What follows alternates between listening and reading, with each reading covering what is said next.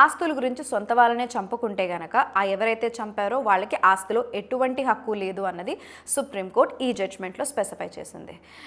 According to section 25 of Hindu succession act, murderer కానీ అంటే ఎవరైతే చంపారో వాళ్ళు కానీ, లేకపోతే చంపడానికి వేరే ఎవరినన్నా ఇన్స్టిగేట్ చేసినా, ప్రొవోక్ చేసినా, ఇంకెవరికన్నా ఏదైనా డబ్బులు ఇచ్చి చంపించినా, సో అట్లాంటివి ఏమి చేసినా సరే, సో డైరెక్ట్గా కానీ ఇండైరెక్ట్గా కానీ ఇన్వాల్వ్ అయితే ఒక మర్డర్లో ఎస్పెషలీ ఏ ప్రాపర్టీ ఎవరి పేరు మీద అయితే ఉందో వాళ్ళని మర్డర్ చేశారనే అక్యూజేషన్ ఉన్నా, అంటే వాళ్ళ మీద ఆరోపణ ఉన్నా సరే, చేశారు తప్పు చేశారు అని చెప్పి ప్రూవ్ అయితే వాళ్ళకి ప్రాపర్టీలో ఆస్తిలో ఎటువంటి హక్కు ఉండదు. ఈ పైన కేసులో ఏ అన్న పర్సన్ కి బి అన్న పర్సన్ వీలునామా రాశాడు. ఆయన చనిపోయిన తర్వాత ఆయన ప్రాపర్టీ అంతా ఏకి వస్తుంది అని చెప్పి ఆ వీలునామాని రాసిన తర్వాత ఏ అన్న పర్సన్ బి అన్న పర్సన్ని చంపేశాడు అన్న అక్యూజేషన్, అంటే అది ఇంకా ప్రూవ్ అవ్వలేదు కోర్టులో, అది ఇంకా ప్రూవ్ అవ్వలేదు ఏ నిజంగానే బిని మర్డర్ చేశాడా లేదా అనేది. But there is an accusation, there is a case against a.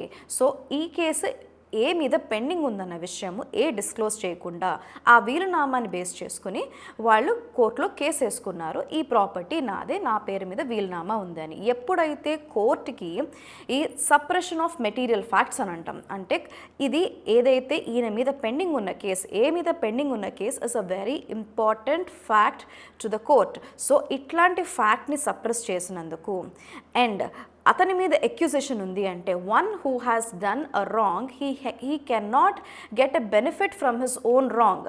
అతనే తప్పు చేసి ఆ తప్పు చేసిన దాని నుంచి బెనిఫిట్ కోర్టు నుంచి ఎటువంటి పరిస్థితిలోనూ రాదు.